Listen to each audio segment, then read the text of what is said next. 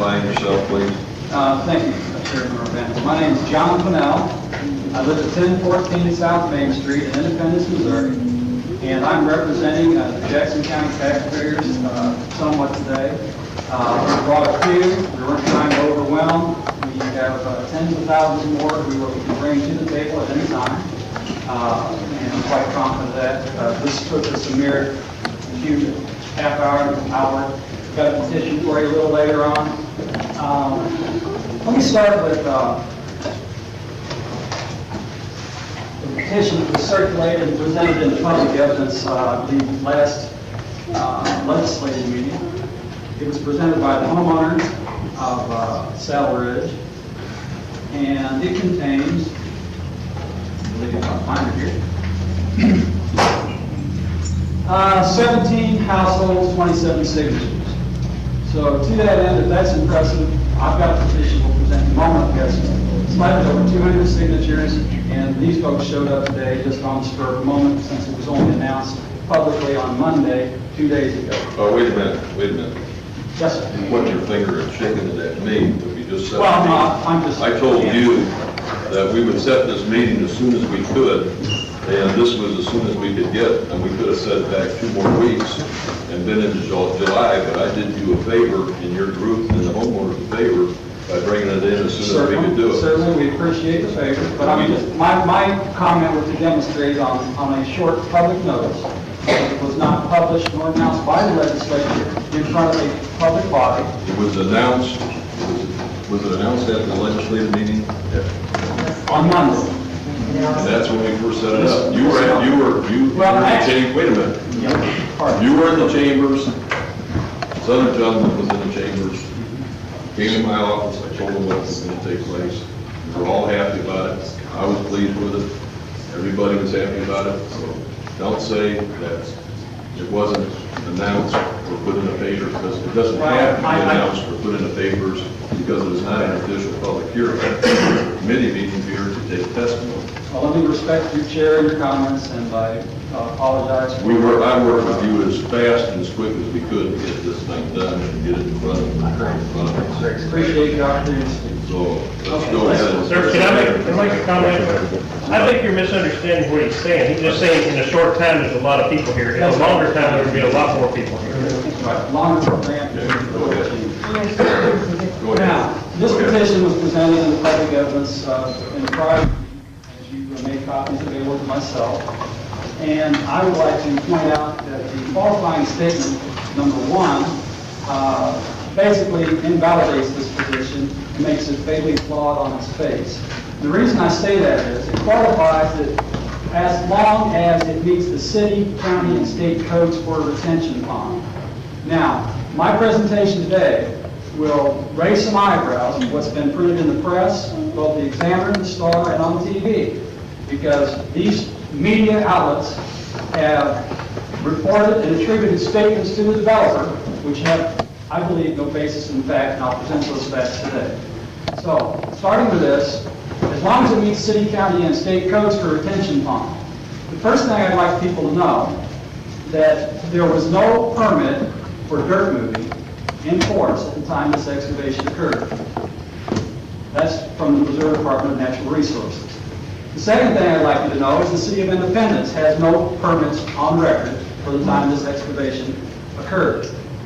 It also has no stormwater plans, no drawings to show this is a waterscape amenity, and the pond itself is constructed in such a manner by the topographical grades surrounding the excavation. The downhill side, the water runs away. The upsill side has a farm terrace that's been there for a while, 3 foot in height, which prohibits any water from running down into it. Now, a correct quote in the paper from the Little Blue Watershed executive, Larry O'Donnell, stated exactly his comments were it would take 10 years to fill. I'd like to be on the record that while we've exceeded the rainfall amounts by more than double for the month of June, this pond, this excavation is not full. It is an iridescent green color that is strip mined. It does not have the normal and usual organic content in it at this time. So let me move a little quicker. We've got many items of interest. So fatally flawed on its face, this petition because the qualifying statement is roughly invalid. Okay. Now, to counter that petition, I'd like to present to the legislature, land use committee here, our quickly thrown together petition, in which we state that we respectfully submit this to the land use committee, and we'd like to right this injustice to the residents of Jackson County. And we agree with Catherine Shields in her handling this matter thus far. And we are going to present into evidence 215 signatures on 13 pages. And this was done, again, 15 minutes, you got 17 signatures. The amount of public outrage at what's occurred is substantial. So let me present that to the chairman. That's the original copy. Thank you. Thank you so much. With Bill, you mark these as exhibits because it's not an official public hearing. We can mark it as public comment. Public comment.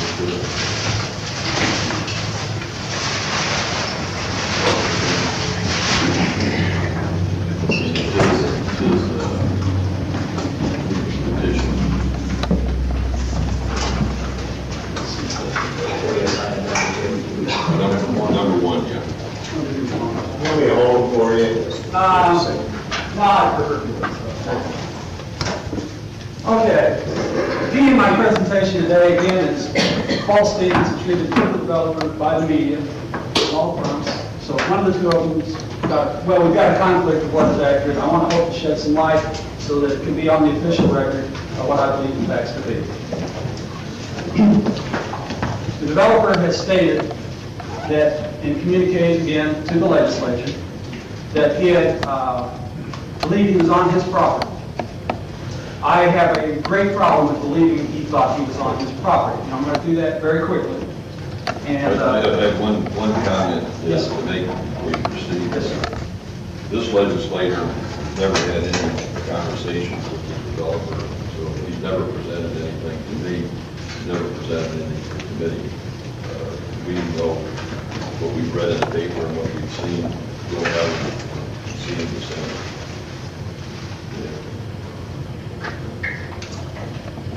Okay. First item that demonstrates that the developer has knowledge of the park boundary would be this drawing. This line down the center, while it's a little hard to see, is a section line.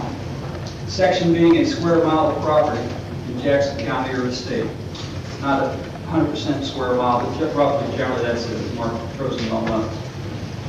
This indicates that we have one plat, Saddle Ridge Estates. We have two plats, Saddle Ridge First Plat, three plats, Saddle Ridge Villas, and the fourth plat, Saddle Ridge Villas, second plat, which occurred in 2004. So 1996, 1999, 2000, 2004. This developer paid and hired an engineering company and a surveyor for the purpose of creating these subdivisions. When you create a subdivision, you have knowledge where your property lines are. Clearly, if you spend thousands of dollars, more than 10, more than 10, more than 10,000, more than 10,000 to engineer these, you've paid your money to know where the property line is. These documents are recorded at the Jackson County Recorder of Deeds. They're there for all the general public, including the media. They were paid for by the developer. I have a hard time believing he did not know where the property line was. Correct. Drawing number 2. Once again, Little Blue Trace Park, developer's property. The developer, again, hired engineers and surveyors, not just to do the drawings, but to mark the property boundary in the field. They do that with what they call survey monuments.